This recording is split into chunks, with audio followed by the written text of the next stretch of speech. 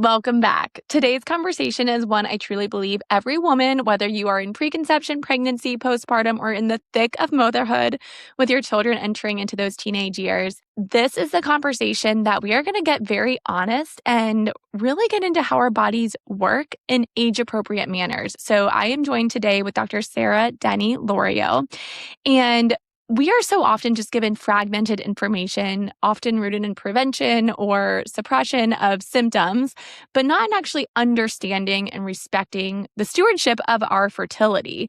So today with Dr. Sarah, we are going to better understand bioethics, women's health, and integrated sex education. We're going to unpack what this even means, how bioethics shapes the way we approach women's health, and why reclaiming a deeper understanding of our bodies is so foundational to long-term health and fertility through all life seasons. Dr. Sarah, welcome to the show. Thank you for having me. I'm so excited to be here. So can you give everyone a bit of background about yourself first? Because you have such a unique bio that I'm like, I'm just going to hand it over to you to better explain. Absolutely. So by trade, I have a PhD in bioethics. So if that's a confusing term for people, I usually say, think of it like medical ethics, but it's a field that integrates philosophy, theology, biology, and the law. So why I was drawn to it is because I started out as a pre-med major. I was studying biochemistry, and then I discovered actually the writings of a philosopher, Wojtyła, then also who then became John Paul II. And I saw that there's a way to really integrate my loves. And I was just so drawn to it. I came alive studying these things, but especially as it focused on the gift of woman. And so as I was journeying through undergrad, someone invited me to learn how to chart my cycle with the Creighton model. And I jumped at that because I saw, wow, this integrates again so many of my loves. And then it's a chance for me to learn about myself. And, at that age, I started charting when I was 20. So I really was like, wow, first I thought this is incredible. And then I thought, I want this for every woman that I know. And every time I would share that with my friends, they would come alive too, and they wanted to know more. So I was learning it for myself, but I had the sense that one day soon, I too would learn it to teach it. And so a few years later, I did learn it to teach it.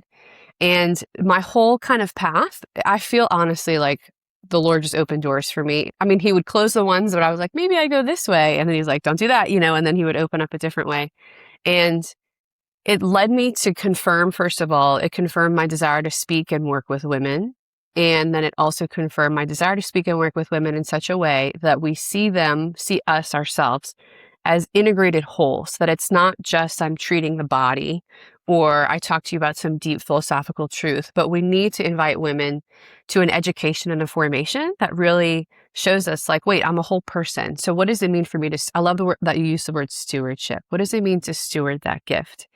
So I have spent, in that season, I started professionally speaking. So I'm a speaker. I have my own podcast, What Women Are. And that's really the name of my business, is What Women Are. And I named it that after one of my favorite saints, Edith Stein, who said that the world does not need what women have, it needs what women are. And that really is the foundational truth, I think, of everything that I do, whether I'm speaking to a room of 500 women or sometimes, to a classroom of 10 fifth grade girls about their bodies. It's a beautiful opportunity for me to meet the audience where they are. And to really believe that we're all so connected. My favorite talks to give, I'm realizing, are actually when there's multiple generations in one, because it really is an opportunity for us to realize that there's so much we can learn from each other. And I think that's one of the things that's needed right now is dialogue. And so really that's sort of my sphere, as I was studying the medical aspect, and then I was also drawn to the philosophical aspect, and then I realized there was a field that can integrate those called bioethics. And so I jumped into it. And then doors continue to open. And I'm grateful because there are so many issues that I think women face. And it's just ordinary women. We're living our lives. We're trying to do the right thing. But then the question is, well, what is the right thing? And so to take a step back and to say, wait, there is objective truth. At least we can have some sort of guidelines. I think of them more or less like the bumpers in the bowling lane, we can, as kids, we learn how to bowl that way, but really it's a It's so that we can have fun. It's not to take Mhm. away our fun. It's to help give us some guidance, but we're still creative in how we respond to the reality that those things are there. So yeah, that's kind of me. I mean, I say in a nutshell. It's funny before I give a talk and people read the bio and I'm like, okay, just to be clear, like I have a PhD in this, but we all have something to bring to the table, and I just love to learn from women too. So Totally. Well, I want to jump to you mentioned speaking to rooms of fifth and sixth grade girls. So, on this podcast, we talk a lot about preconception, pregnancy, postpartum. So, more in the childbearing years, but let's take it more to adolescence, right? My oldest child is in kindergarten, so I'm not there yet as a mother, but I have friends who are, I have family members who are. And it is a challenging time to kind of open that box, right? Like to start having these conversations about what women are. And so I am just thrilled to have you on the podcast today to learn like how do we start? How do we start educating young women on their bodies in an age appropriate way? yeah, so I love to tell people, whether you come from a faith-based perspective, which I do, but even if you don't, I think we can all agree on the fact that the body is a gift and the body is a part of our personhood. So it's important. Like, and I think as women too, we struggle with our bodies in a lot of ways. So if I can come back to that truth of, wait, if my body's a gift, then even if it feels like it's sort of against me or something, there's got to be a way that I can understand it more. And I think that's where this integrative approach to women's health is so important. And what I've found is I kind of came to this, I think, discussion from the perspective of I grew up in the Catholic faith. I still am Catholic and I'm grateful for my faith. But I realized there was this teaching where they said, okay, don't use contraception in marriage. But I also realized that's a really hard teaching. And then I saw, okay, well, we do some things in marriage prep, but then I became very very aware of the fact that for two main reasons, I thought we should start younger in education. And one of them is because I think it's a really hard teaching and women deserve to be taught in such a way that they're not planning their wedding and then trying to learn something like their cycles language all at the same time. Because I just don't think there's enough time. It's too much pressure. It's so Right. stressful of the season, right? But then at the same time, as I did my research from the scientific angle, I realized, gosh, because so I taught high school for several years. That might be helpful to know. I taught high school for several years. I taught college. I was a campus minister on the campus of Louisiana State University. So I've interacted with a lot of young people. And this subset, like this group, it's not limited to them. I think everybody would admit this if you're listening to this. Like, when did we learn about our bodies? And what did we learn about our bodies? And were we given enough information? And saw that there were so many young women who, maybe because they had migraines, maybe because they were missing a lot of school because their period cramps were so intense. So I saw it as this isn't even, I'm not coming at it from an ethical perspective, just from a scientific perspective. Is this the best we can do for these girls? Like, I grew up, and we talked about it when you were on my podcast, which I loved having you. The gift of being an athlete is, I think, in some way we were in tune to our bodies. But I did not know, like, even as a runner, I kind of knew, okay, if my cycle goes crazy, that's a sign that something maybe is too intense. But that was like the limit of what I knew in relation to my cycle. But I realized, okay, so we have all these women. This is a strong medication. Like, if I have so many of my students who are on it for various reasons, is it the best option? And so then reading the research and seeing, and that was a lot of my dissertation focus when I got my PhD on putting actually John Paul II and Margaret Sanger into a dialogue.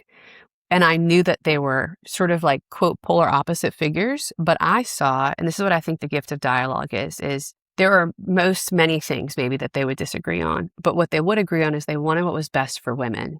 They might have disagreed on how we eventually got there, but there were actually a lot of things that they thought similarly on.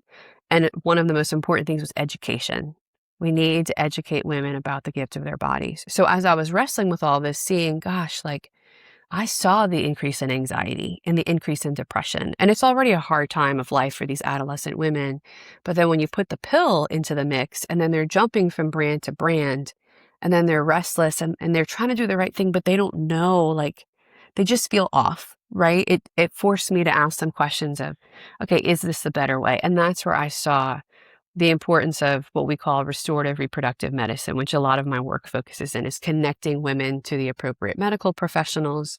But I come in the education piece. So my whole spiel is start as young as we can. And that doesn't mean we have the fire hydrant conversation with the 5-year-old.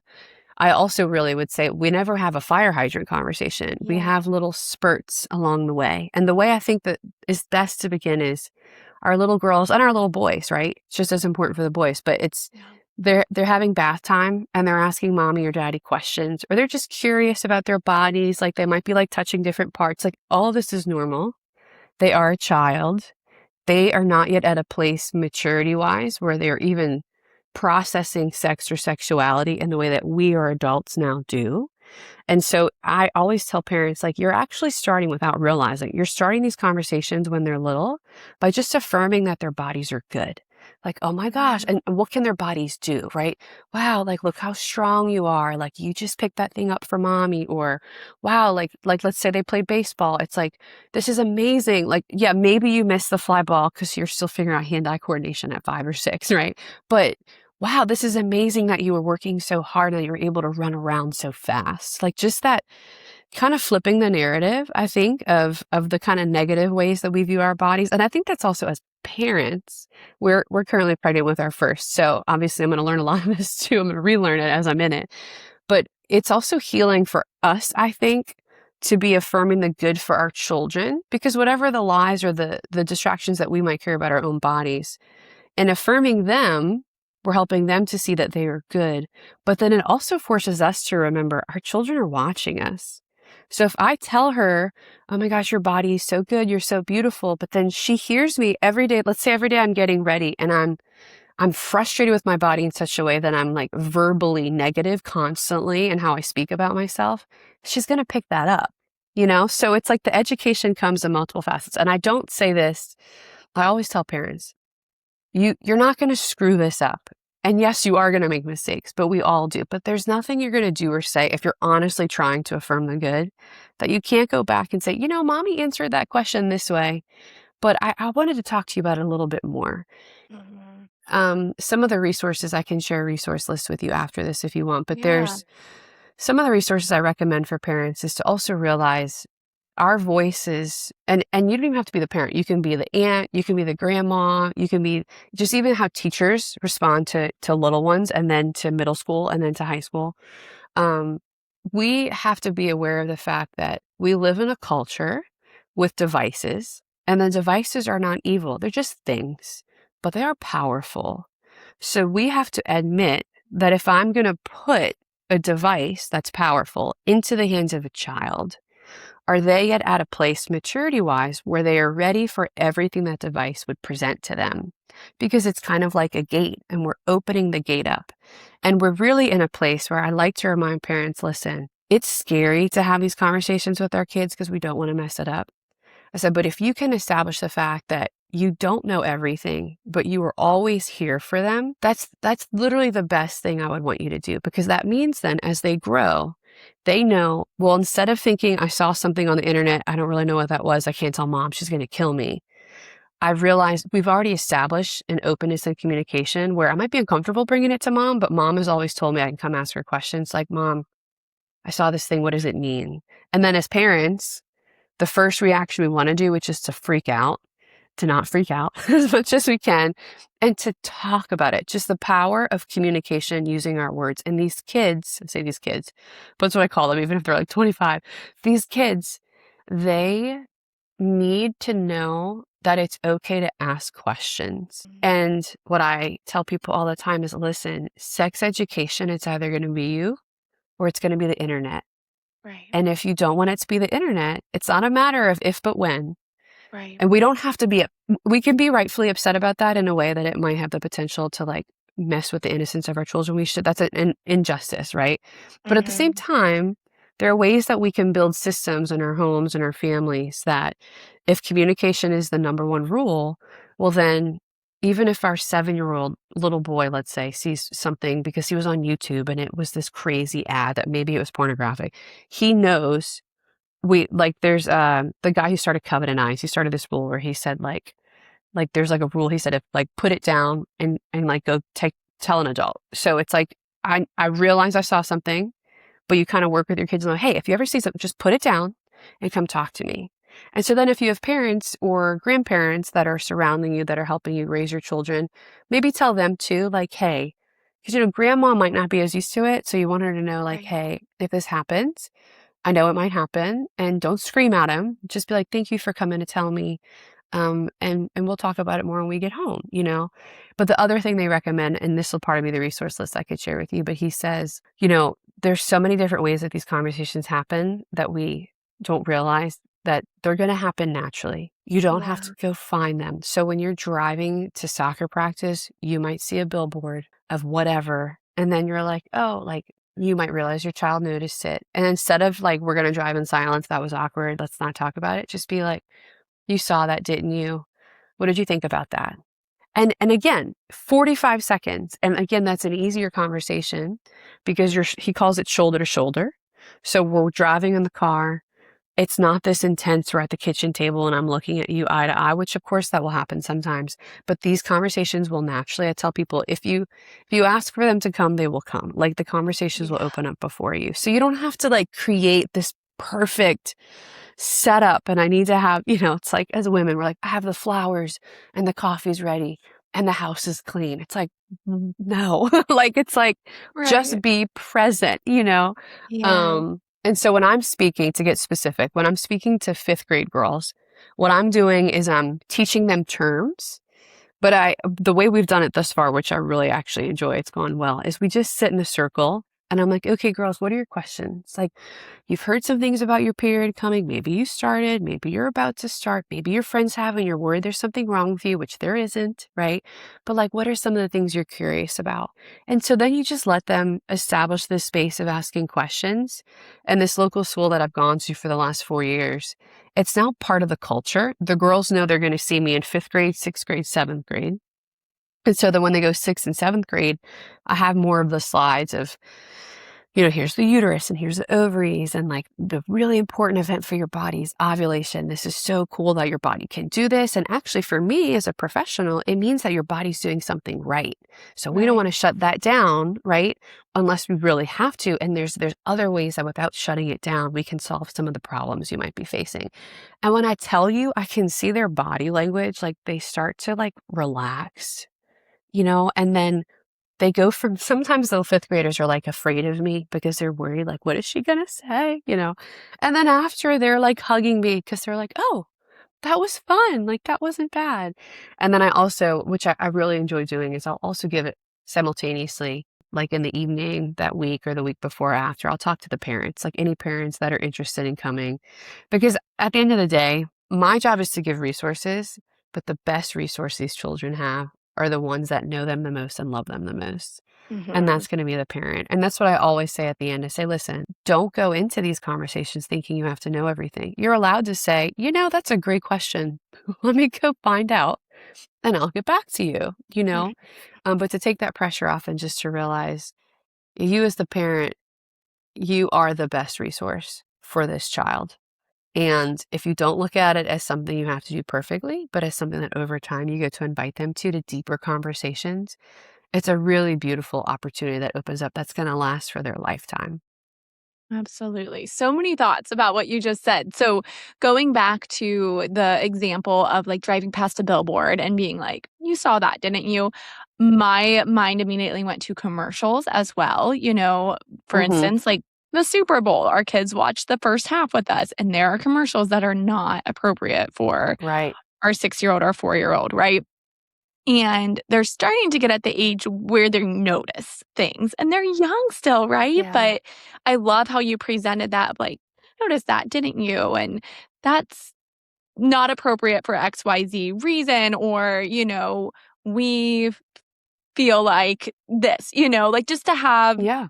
those conversations. You mentioned a resource with that about, like, kind of specifics, and I'll drop everything in the show notes, but what was the resource you mentioned there? Well, so I created a resource list with different resources from different experts that I trust. And this one there was a post by, I believe his first name was Chris, and I think it might be Protect Young Eyes. I do recommend that website. So I'm going to give you all these in the form of links, but there's Protect Young Eyes and there's Covenant Eyes. And some of these things have for you guides of how to put on your devices, whether that's your phone, your computer, your Wi-Fi, internet, like things that you can do so that you can have some extra like stopping points to do your best to help prevent what you don't want to come into the home. Now, with the understanding of those kids are also really smart. And so you still want to be on your toes with those middle school, because they just figure things out with technology. And there again, we do not want to smash or smother the curiosity of our children. And sexuality is a good thing to be like the human body and how it's made. It's good that they're curious about that because they're just trying to figure it out, But we want them to be curious about that in a relationship of where we love them, that we can offer them some kind of like I talked about before with the bowling lane and the bumpers. It's like, hey, here's some objective things to guide you. So like the Super Bowl commercial is, man, like, but the way that woman, like I just worry, I don't know, I'm making something up. I'm not even thinking about a specific commercial, but it's like, okay, well, maybe the way that she was being looked at or the way that she was, I don't know, dressing, like, I just Yeah. really want her to know that she can respect herself. And like, maybe she just didn't know, when she put on that thing, like, it's not bad, but like, what else do you think she could have worn? Whatever, like making it kind of fun and silly. So I'm going to definitely link that resource. It's a list that I give to the parents when I do parent talks that allows them to see different websites that they can go to that can walk them through these things. And if it is helpful for those who are interested, there's a course that I have for, I say moms, but really moms, dads, guardians of little girls. So like ages, I say 3 to 10, because really they can just look at it whenever, especially if your girl starts to have questions. They might be like, oh my gosh, some moms are like, I want to be prepared. And some moms are like, we can wait a little bit, but at least I have it. But it walks through the natural, healthy changes of little girls and little boys. And it helps you to see, okay, how can we have these conversations? Like, so I basically walk parents through the how of it, with Mhm. leaving room for you get to be creative in that. And then at the end, I include a lot of the commonly asked questions that the girls that I've spoken with will ask me, Mhm. so That's that they can great. kind of like see. It's almost like I give parents a script. Like, I don't want you to say exactly what I'm saying because you got to be you.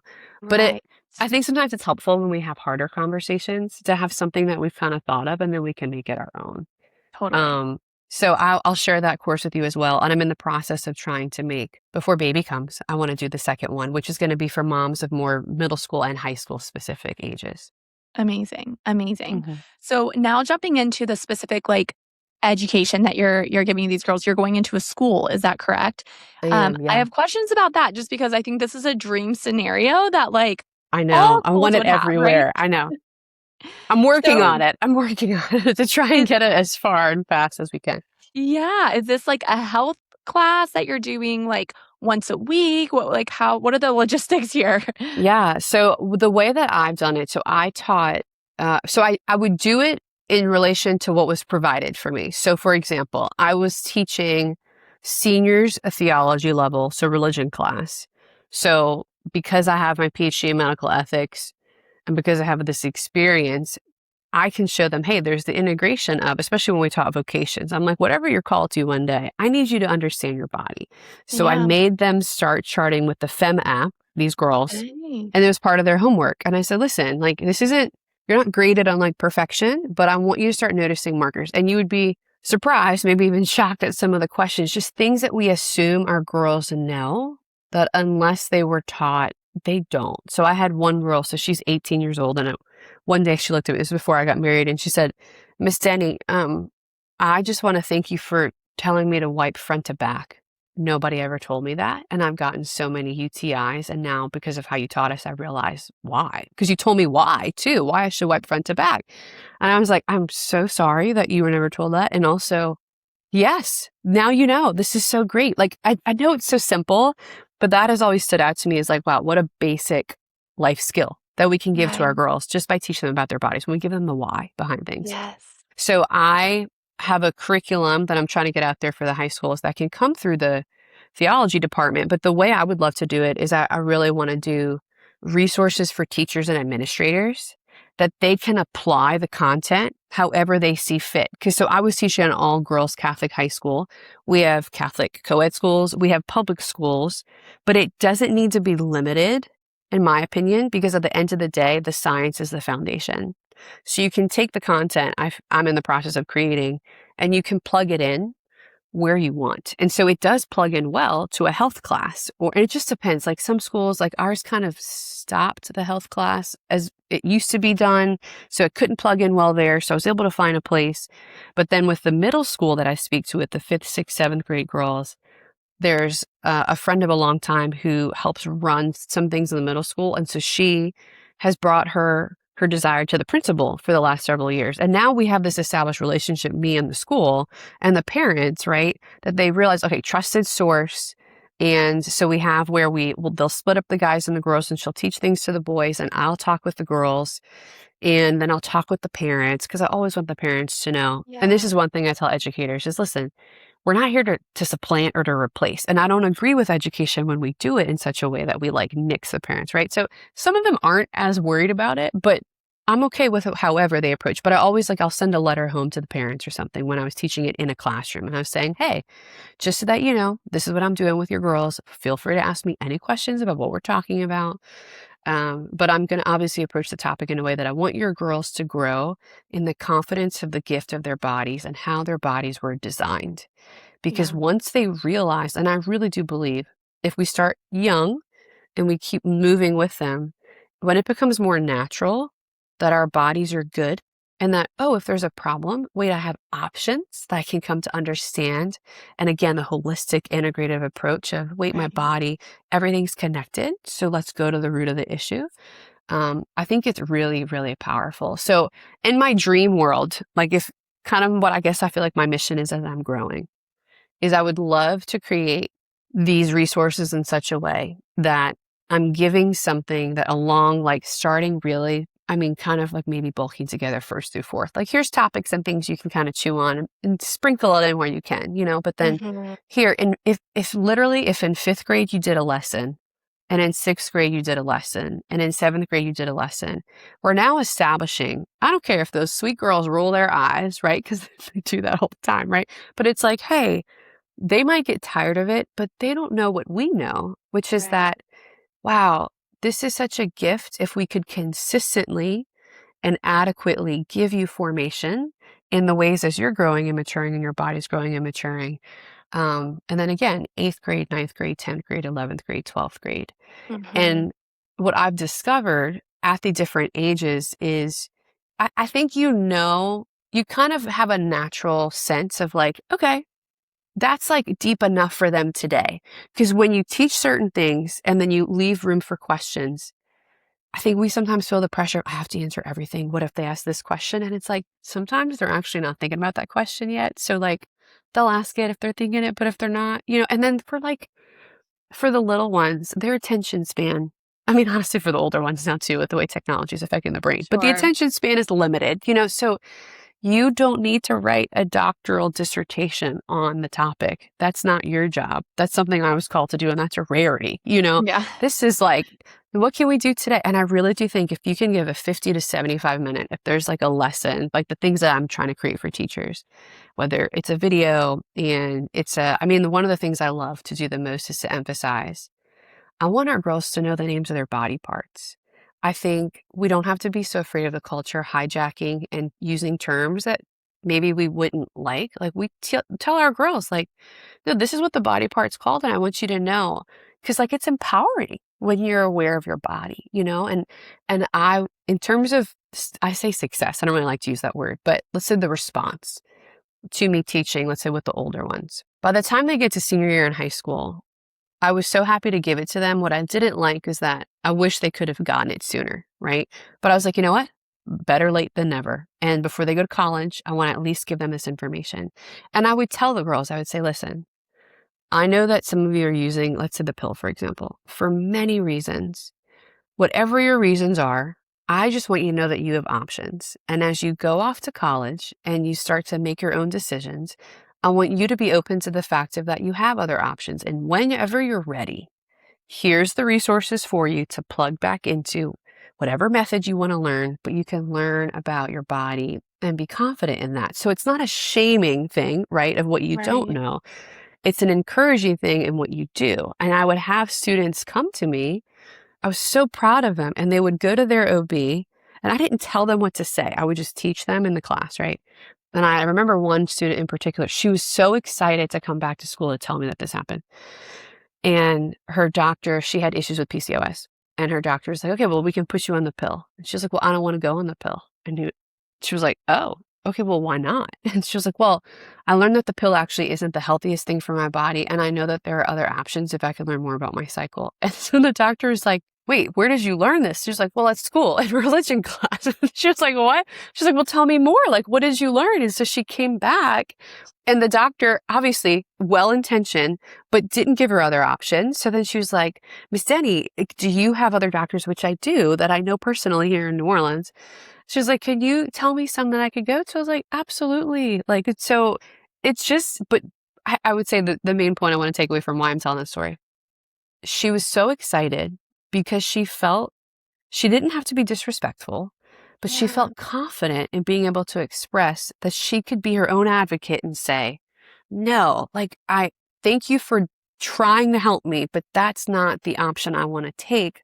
So let me go find one that I feel is healthier for me overall. Because we had talked about the side effects. And in fact, at a neighboring sister school, a lot of the girls were friends with a young woman. And I also give this talk to my husband, he's a campus minister and teacher at a local all boys Catholic high school.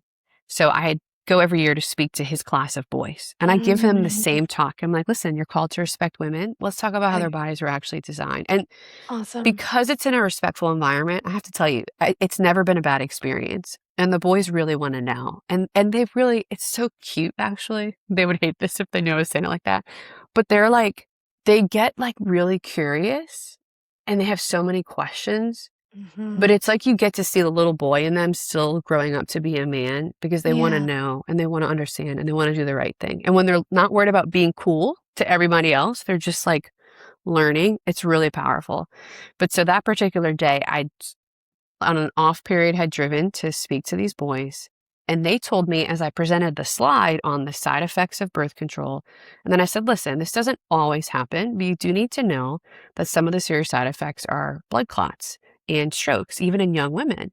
And one of the boys raised his hand and he said, oh my gosh, over the weekend on spring break, one of our friends had a stroke. And she was 18.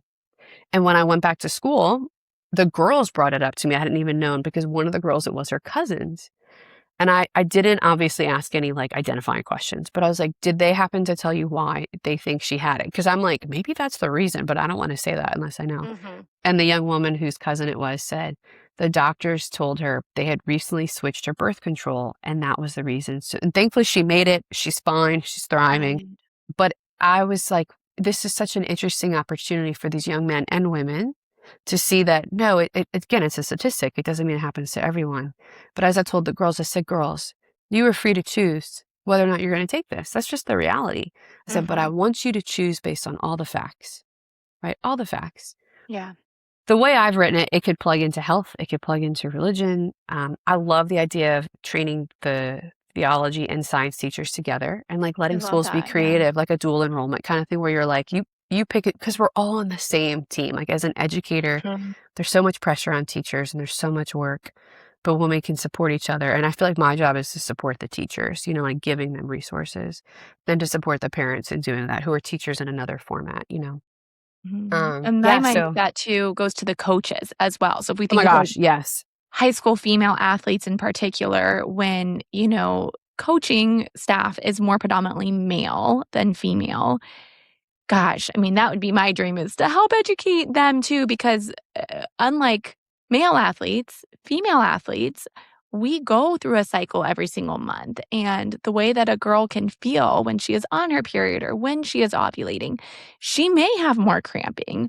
She Hmm. may feel it more when she pushes herself to a higher intensity.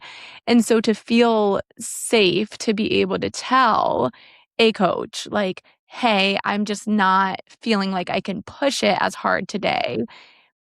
And for it to be an enough of a reason that it happens to be that week that I can't push myself to a higher intensity. I need to Yeah. dial it back. And for them to understand and to not shame you or to not make you feel safe to be able to say that, like, I think that is an important conversation that needs to be had as well. 100%. I grew up, who I am today really is I was formed by playing sports, volleyball, basketball, track, cross country, softball, all the things. And I really am grateful there's a grace I've been given that I'm not like, oh my gosh, how horrible, we were never given this. I don't feel that at all. But I do think, wow, but now that I know, what can I do to help these girls? Because we put so much pressure on ourselves. And I have had the most interesting conversations. And so I'm glad you brought that up, because it's like in the back of my mind, I've thought about resources again, like just materials to give or training to give to the coaches to say, hey, recognize these things. And it's interesting because the first time I would have even encountered like, oh, I knew our bodies are different, obviously, but I tore my ACL. The first time I tore my ACL was a junior in high school. And so then, kind of nerdy, but I was like, I want to do a research project on why. And so then I found out that women are 5 to 8 times more likely to tear their ACLs than men. And part of it, one of the reasons, is to do with the hormones. And then, of course, the other reason to do with like landing techniques and things. But again, even that, I've seen such a beautiful movement of, and this is why I'm so grateful for your work too, is I've seen a beautiful movement in really educating athletes, young athletes, and like proper technique and formation. And I'm so grateful for that, because that's part of my story, is I'm like, oh man, if I could have learned the landing techniques differently and then muscle memory built it in. But then at the same time, when the second time, I tore my ACL, which I was like, okay, I'm part of the club. Here we are. But I knew where I was in my cycle. And I realized too, oh my gosh, the laxity of my hormones at this point, like this makes more sense. Oh, yeah. So interesting. And so I just think that it's amazing. And the encouragement, I guess, to parents would be, in my mind, there's no limitation. This information does not have to be sequestered to one kind of topic or one kind of whatever. And that's the beauty of it. And that's why I think like the name of the podcast, Holistically Well, my favorite word being integration. Like I see integration and holistic health as like, that's why, like they're one and the same, right? And whether your child is an athlete and we want to support her in the knowledge of how her body was created. And I love that you said, create a space that she feels comfortable to be able to talk about these things. And it brought back a memory when you said that so I played travel softball for years, and the head of the organization, I don't even remember why he did this, but I couldn't even tell you who it was, but he had someone come in and he himself used to say, like, you are going to go through changes as a young woman and sometimes you're going to feel awkward. I don't want you to feel embarrassed by the ways that your body is changing. And I was like, whoa. And I literally, that was 30 years ago. And I'm That's like, amazing.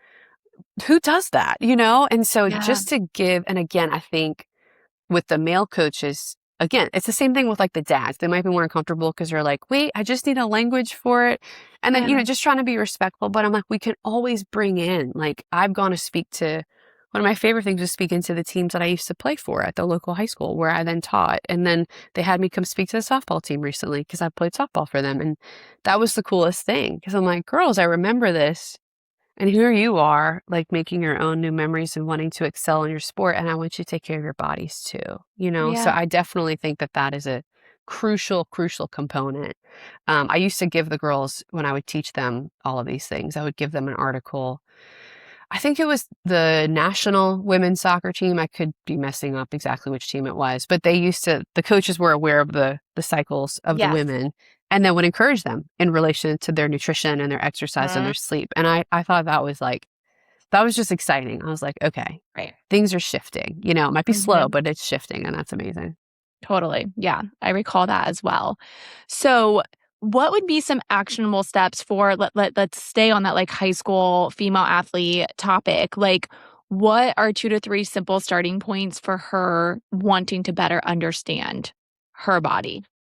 So I think number one would be download the Fem app and just start writing down whatever you can. In some way, start tracking your cycle. I always tell the girls to say, listen, the best way to do this is you want to connect with a provider. So talk with your parents. Is there a way that you can do that? And it doesn't have to be Fem. It could be any method. But to start monitoring, what is she observing? How many days are you bleeding? What are you seeing in terms of mucus? And then using the notes section and the PMS symptom. I love, like, you can create your own PMS symptom tracker if you want, but monitor when you're experiencing the symptoms so that because I'm like fully confident, so that you can start to see where they are in relation to your cycle. And then you realize your body's giving you patterns, But if you don't start writing them down, you're just not keeping track of it. But once you keep track of it, and the way I like to tell the girls is I'm like, what a gift that we live in a time in history where we are, that we know how to read. It's a given. We were taught that. And not every girl was given that gift if you look back in history, even still. But I say so too, we need to be given the gift of learning how to read the language that our bodies are speaking. And so these are the tools, right? And so that's why I encourage them, in the class, it'd be ideal, or with the coach, like if you take one practice and you're like, let's talk about the cycle, and then they start charting from that, I think that's huge. I think the other thing to remind the athletes would be, I remember the pressure I felt, the mental pressure I felt to excel, right? But now you add in social media, and now you add in all these other factors. And so finding a way to express, like, don't keep inside the pressure that you're feeling. Express it to someone, right? I think that's crucial. And I think at the same time, it can take it to where it's an isolated individual on the team to like, okay, you're all the same age, basically, feeling the same pressure. It's really powerful when we start to talk about it as a team. It was like, yeah, like I'm really overwhelmed about this game or whatever, But I think tying that also to girls, you are going to feel more pressure and you're going to feel more overwhelmed if you're not sleeping, if you're not hydrating, if you're not doing the basic. And really, this is like, you probably have to say this every day, because I still have to remind myself to drink enough water, like when I'm not pregnant, I have to remind myself to drink enough water. I could be running, like as a kid, I would run and I wouldn't hydrate enough. I'm like, oh, I just don't think about it, but like make it, gamify it, whatever you have to do, like do it to where that's part of the tracker. Like how much water did I drink today? But I say that because, and this is one of the things on the resource list I'll share with you. There is a book called, and this is a high recommendation for parents. I don't know if y'all have heard of The Anxious Generation, but Jonathan Haidt. Okay, I love that book. I think it's really helpful. You can listen to it in audiobook, by the way, if you don't have time to read right now. I get it. But he talks about the effect of devices on the mental health of young people. And they've noticed, I think around 2010, 2011, that whole range, like 2010 to 2014, with the influx of devices and phones, it's like our major thing that we have all the time. They've seen the rates of depression and anxiety just like astronomically increase, right? And so also giving to girls information to say, hey, like, how many hours are you on your phone? Because if you're not sleeping the night before the big race, because you're pulled into the algorithm that Instagram is like obviously chasing you down with, and again, this is for adults too, but to really give them information and concrete permission to realize like, okay, there's nothing wrong with me that I might struggle with being on my phone too much, but like I'm the human being who can choose with my freedom to say, no, it's a thing. I don't really need to have it right now. So for some children, or I should say young people, whether it's boys that I know people who teach in the area, and the boys have gone to their parents and said, Mom, Dad, can you put my phone like in the safe at night? Because I know that's when I'm the most tempted to look at pornography, right? And this gives me so much hope that young men are like, no, I don't want to get caught up in this cycle. I want to take responsibility for that. And not that it's just a young man's issue. Young women can struggle with that too. But the point is, if we give them permission to realize that they have choices to make in relation to their phone, it's empowering for them too. And so number 2 would be, yes, get enough sleep, get enough water, but also then how does the phone relate to that? Because our students, what we've noticed, my husband and I in teaching, he's been at the school he is, I think, for 13, 14 years. I cannot tell you the number of students that are not getting sleep, and it has nothing to do with the amount of homework. They will tell you, they will say, I don't want to do it, but I just lose track of time. I'm on my phone. I'm on my phone till 2, 3 a.m. And they're falling asleep in class because they're only on 3 hours of sleep. Wow. And so for the athletes, everybody needs sleep and everybody needs to hydrate, obviously, but these choices do affect your play. And again, not in a pressure way, but just in a like, what can I do to steward the gift of my body, right? And so then I think the last thing I would say, and this is one that I'm hoping, like, as I continue to make resources, I can pour into this more. I think this is part of the work that you do, which I love so much. But we need to remember that what we eat is what fuels our bodies. Mm-hmm. So what are you fueling your body with? Now, I've noticed with girls, with young women who are high school age in particular, we have to always have a balance because there is a bit of a susceptibility for I don't want to say everyone's going to get an eating disorder if you talk about these things, but it is true that there's a lot of pressures on us as young women. And I have seen when I was running cross country and track, there were some coaches I knew who would follow the girls around at lunch and like take things off their plates. That's not a healthy way to do it, right? No, you get to choose to eat what you want, but let's talk about how you feel after you eat these certain things. How was your run that day after you had maybe the super greasy foods of whatever? Like, okay, if you didn't feel good, well, then maybe we know it doesn't mean you can never eat that. It's not a perfection thing. It's not a black and white, no, but what can we do to better support you in relation to your training? Not because we need you to look a certain way, but because we want you to feel as strong as you can in the way that your body is growing and developing, and giving room for they're still kids. Like, oh my gosh, go eat the ice cream. Like, don't Yeah. demonize foods either. That's why I really like Jenny Noche, that I know you know her as well. Yes. Like it's not a black and white thinking. I don't want to emphasize that for young women who are athletes, but I Mhm. do want to emphasize we have so much information now that we didn't have when I was in high school doing these intense sports. And I'm so grateful because the resources, they're growing and they're increasing. And maybe it's a coach picks one or two articles and is able to share it with the girls, but more as hey, I want to help you to thrive and excel in this by stewarding and supporting the gift of your body, not I need you to run a certain time so you can't have that. Yeah. And I think of it too as more of an abundance approach and like this is what will help you, food as fuel versus a Yes. restriction approach. So like with Yes. my athletes that come in and patients in general, because like postpartum can be a very precious time as well where women are worried about their bodies. But just as in high school, you're going through a different type of transition, right?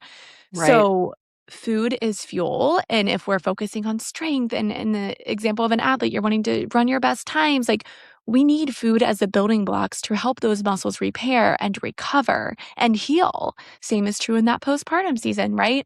So when we focus on more of the abundance approach of like, we want healthy fats, we want good protein on your plate. True. So avocados, grass-fed meat options, chicken, eggs, focusing on what they can have or what they should have to help Right. nourish their body versus, oh, don't eat this, don't eat that, don't eat. And of course, I agree. Like, go out for ice cream with your team. Um, Choose the foods that you Yeah. enjoy. True, that gets added on top of the food as fuel, right? Focus on the Right. fuel first, and then that 10-20% of just like feel good, fun, celebratory foods. That's great too. Like that's okay, and there's no shame in that. Right. And I think too, this goes back to a lot of what I think we talked about when you were on my podcast. And I have a dear friend who's done a lot of research in the pain science department as a Yeah. PT. And so like the vagus nerve and just the effect that our nervous system has on our bodies. And again, how everything is so connected. And I think that's part of it too, is like I've noticed even when my husband and I struggled for 2 years to conceive, and we were on this journey with like, okay, we wanted to work with someone who did functional medicine nutrition. That's how we connected with Jenny, and restorative reproductive medicine and the protocols of naprotechnology, all these things surrounding fertility awareness. We wanted to go to the root of the issue. But at the end of the day, I had to come to terms with the fact of knowing my personality, knowing myself. When it came to food, I could not be overly scrupulous or I was defeating the entire purpose of what we were trying to do. You know what I'm saying? And I feel that way too for these young women is exactly what you said. I love calling it the abundance mindset because it's really, there's so much that we can eat. Like there's so much that we can, and again, like you said, it's not the demonizing of one food or the other. And then that allows it because I want our girls to enjoy sports. Like I want them, yes, it's going to be intense sometimes. Yes, you're going to be nervous sometimes. I get that. Like, and yes, we all want to win. I understand. But like, it is such a beautiful gift. It's truly amazing to see what our bodies can do. And that's for me now in my 30s and I'm about to have my first baby and being like, whoa, man, that run did not feel like I'm used to it feeling, but it's like so cool that I could do that, like I'm growing a Yeah. human and Right. like I can move. Like, and that's what I'm trying to remind myself of like, movement is good, period. Okay, so today I got to walk. Great. Awesome. Mhm. Mhm. Yeah. Well, this has been such an empowering conversation. And the final thing I do want to kind of tap back into was the phone side of things. Yes. And this is where when I'm hearing from parents whose kids are older than mine are, of where it is starting to come up of kids seeing things before the parents are ready to talk with them about it, right? And so just being aware as a parent of unrestricted phone use, how it they see things that you may not be ready for them to see. And so, you brought up of some high school boys being like, "Mom and dad, like, can you put my phone in the safe in the evening?" Well, I'm thinking as a parent, like, I'm gonna do that for my kids, just, like, not even giving the opportunity for them to get Yes. sucked down that rabbit hole of mindless scrolling in the evenings, and that, could bring up the whole conversation of when is it a appropriate time to give them their own phone. All of those things are for another conversation, but I think big picture from today's conversation is knowing that these devices can lead to things that we don't want them to see or we're not ready for them to see yet. And if you're not ready for your kid to have a phone, but if their friends do, that those kinds of opportunities for them to learn in unrestricted settings are there. And so just being even aware of like what friends have phones. Are those phones getting out when they're over to play?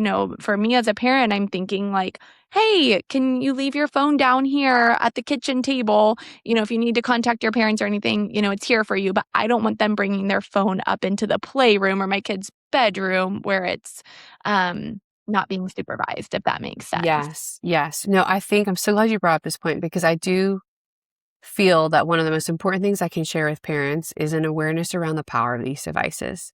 And I love what you said about it's almost like you're on the offense instead of the defense, the way you're looking at it. And I am like, yes, parents, everybody be on the offense because Yeah.